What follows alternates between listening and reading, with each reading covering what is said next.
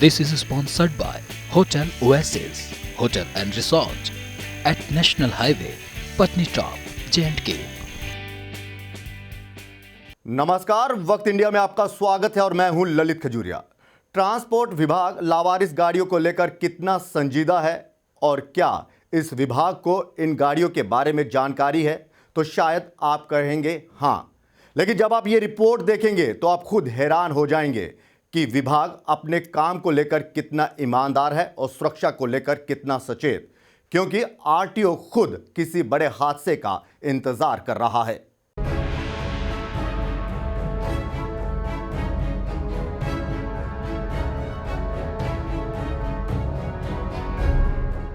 Transport विभाग किस कदर अपने काम को लेकर संजीदा है, इसकी हम आपको दो तस्वीरें दिखाने जा रहे हैं। पहली तस्वीर है लावारिस गाड़ियों की जो गैर कानूनी तरीके से सड़क किनारे पड़ी पड़ी सड़ रही हैं, जो किसी भी वारदात को किसी वक्त दावत दे सकती हैं। और दूसरी तस्वीर है उन स्कूली बच्चों की सुरक्षा की जो गैर पंजीकृत स्कूल बस से आते जाते हैं।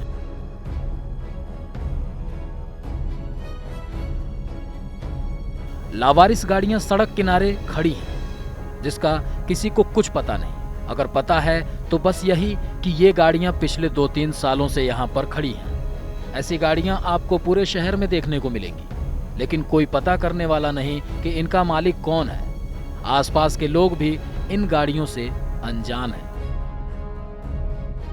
2-2, 3-3 साल से लगी हुई हैं और ये यहाँ पे कोई पार्किंग का सिस्टम नहीं है और ऐसे ही लगा जाते हैं लोग।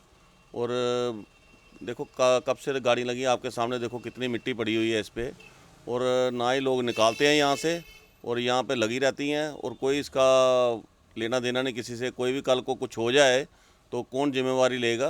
तो ये मतलब कोई देखता ही नहीं है कि यहाँ आके कोई ट्रैफिक वाला या कोई देखे आके कि ये क्यों गाड़ी लगी है, किसकी लगी हैं, तो इसके बारे में कोई किसी को पता ही नहीं है। जिनकी जिम्मेदारी है इन लावारिस गाड़ियों की सुध लेने की, जिन्हें सरकार ने बिठाया है कि वो ऐसी गाड़ियों पर नजर रखें कि शहर में ऐसी कितनी गाड़ियां हैं जो सड़कों पर बेकार खड़ी हैं। बाकायदा इन सब के लिए एक विभाग भी है, लेकिन वो जिम्मेवारियों से परे है, जिसका मकसद ऐसी गाड़ियों को जब्त करना है।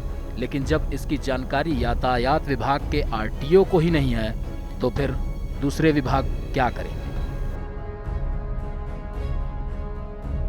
पूरे शहर में कुल कितनी गाड़ियां हैं जिनकी वैलिडिटी खत्म हो चुकी है? उनका जवाब था उनके पास कोई फिक्स फिगर नहीं।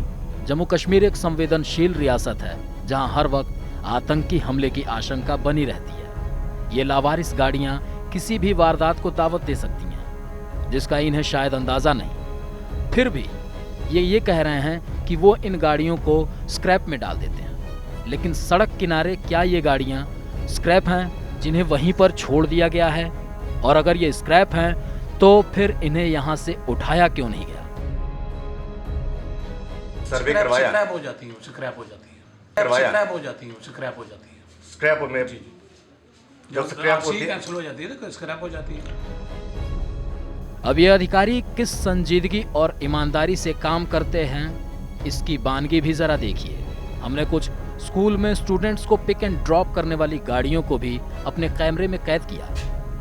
इन तस्वीरों में साफ साफ देखने को मिल रहा है कि कैसे ये स्कूल सुप्रीम कोर्ट के दिशा निर्देश की धज्जियां उड़ा रहे हैं। सुप्रीम कोर्ट ने साफ निर्देश दिए हैं कि स्टूडेंट्स की सेफ्टी के लिए गाड़ियों पर पीला रंग होना चाहिए। बाकायदा एसएसपी ट्रैफिक और पुलिस विभाग का नंबर भी इस पर लिखा होना चाहिए, लेकिन ऐसे किसी निर्देश का पालन नहीं किया जा रहा। इसकी भी जब हमने जानकारी लेनी चाहिए कि कुल कितने स्कूल यातायात विभाग से गाड़ियां पंजीकृत करा चुके हैं और जिन्होंने नहीं कराई, क्या आप उस पर एक्शन लेते हैं? तो उस पर आरटीओ साहब का जवाब था कि वो चालान करते हैं, यानी कि इनकी नजर में चालान ही एकमात्र इनका सबसे बड़ा हल है।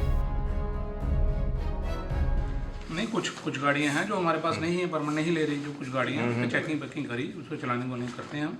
कुछ हमसे ले रही है परमिट, जो सुप्रीम कोर्ट की गाइडलाइंस के मुताबिक। जो नहीं लेते परमिट, उसका क्या करते हो? चलानिंग करते हैं। तो आरटीओ साहब का अब एक और गैर जिम्मेदाराना बयान सुनिए। उनसे बाकायदा सवाल किया गया कि आप किसी हादसे का इंतजार कर रहे हैं, तभी आपको पूरी जानकारी होगी कि स्कूल में कितनी गाड़ियां रजिस्टर्ड हैं। तो उनका साफ साफ ये कहना था हाँ, हम इंतजार कर रहे हैं किसी हादसे का। कितने खुदा ना खास्ता कुछ हादसा हो जाए तो फिर आप फिक्र निकालेंगे। बिल्कुल जी, बिल्कुल जी।